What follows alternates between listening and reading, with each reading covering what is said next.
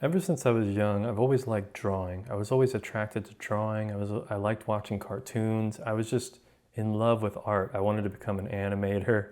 I was inspired by like the Disney animators and stuff, and I really loved how magical it was. You can draw all these different frames on a sheet of paper, on different sheets of paper, and flip through it, and it creates this video, a cartoon. Thought it was so cool, and I really loved, I got into drawing and creating traditional art. It's something that's always been a part of my life, a big part of my life, something that I love to do. And within the last few years, I got an iPad from my work, and I started playing around with the Apple Pencil and digital art, right? Digital painting. And actually, many years ago, I bought a cheap tablet. Now that I remember it, I bought this cheap bamboo tablet, is what they called it. I tried digital painting using Photoshop, and I was terrible at it. I was not good. I could paint watercolor traditionally and acrylics, but when I tried digital, something just didn't click for me. I watched other people do it online. I saw these speed paintings, these time lapses, and they were so cool. It was so amazing that what people were doing. But then when I tried it myself, it just didn't turn out well, right? I have a lot of experiences, so I help people with drawing like this, and but for me, I found I gave up on digital art, creating it at least, right? Because I realized that it's just not for me. I'm okay with that, I come to terms with that. I use it for things when I feel like I need to. But as far as being an ends of itself, like creating art that is digitally produced, I realized that it's just not for me. And the reason why is because I love traditional art. I love the process of creating traditional art. And what I was kind of afraid of, with digital art and what I wanted to be good at is like, I saw so many other people doing digital art, creating these amazing things, right? And I was afraid of missing out on an entire area of art, of creating art, right? You kind of have this world of like traditional art versus digital art, and they definitely intertwine, right? There's artists that do digital that started out in traditional, or they do both. And I kind of wanted to do that, right? I wanted to be able to do both. And if I needed to, I can do digital art. It's definitely something I've gotten better at over the years. I've learned different processes and how to use it, in my own way. So before I go any further into my story here, I wanted to talk about the sponsor of today's video, which is Skillshare. So thank you to Skillshare for sponsoring today's video. Skillshare is an online learning community with thousands of inspiring classes for creative and curious people, probably like yourself. They have many classes on topics including illustration, design, photography, art, video, freelancing, and more.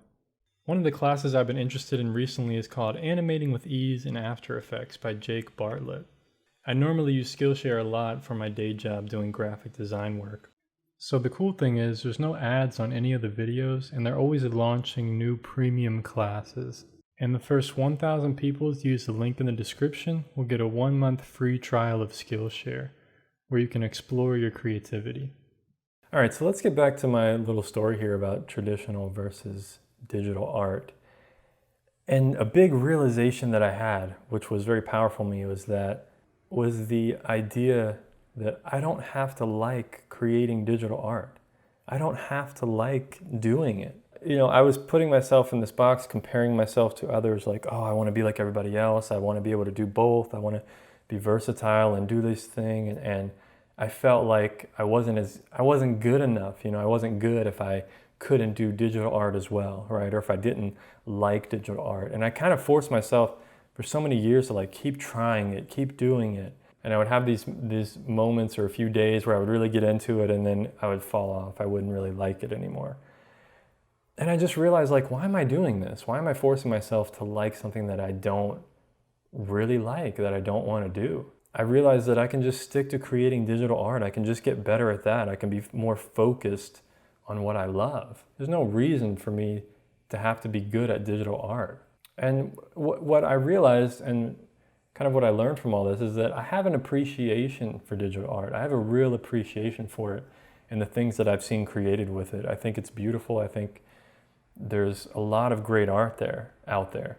But that doesn't mean that I have to like it myself. It doesn't mean I have to like doing it or understand how to do it. You know, I have a love for traditional art and the process of it. It's just a part of me. I've been doing it since I was young, and it's just a different feeling for me.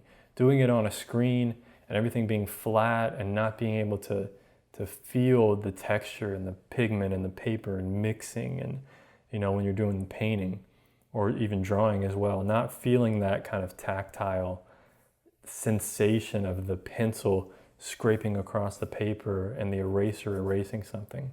You know, there's just something different for me with traditional art compared to digital. And I realized, like, if I don't enjoy the process of creating something, then what's the point? You know, what's the point of doing something if I'm going to spend so many hours, you know, 5 hours or 3 hours or on a piece of art digitally? What's the point if I don't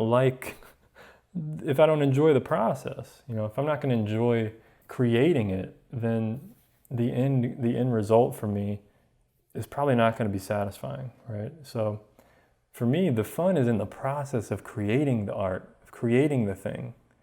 You know, there's paintings I've done where the painting turns out badly, but I still actually had fun enjoying the process. You know, when I go outside plein air painting and I get a crappy painting, you know, I'm kind of bummed out for like 20 minutes afterwards. I'm like, bad painting. Like, wish I would have did something differently. You know, I kind of learned from it, but what I realized is, like, at least I got outside. At least I had fun. At least I tried. At least I did something, right? And I had fun in the process. I felt good in the process. And the last thing is that, like, I learned more about what I like and what I don't like. Being able to try both, you know, doing traditional art my whole life and then trying this newer thing of digital art and seeing if it was for me. And not just trying it once, but trying it many times over the years. You know, since since 2016 or 2017, I've been just off and on trying digital art in different ways, you know, using a tablet, using an iPad. And I just realized, like, yeah, it's just something I don't enjoy. I don't enjoy doing it. There's no reason that I have to force myself to enjoy that just because it's something that I see a lot of other artists doing. I realized that I need to just be myself and not worry about what everyone else is doing. So yeah, I hope this is valuable to you. I hope you enjoyed it. Thanks for watching. I'll see you on the next video. Peace.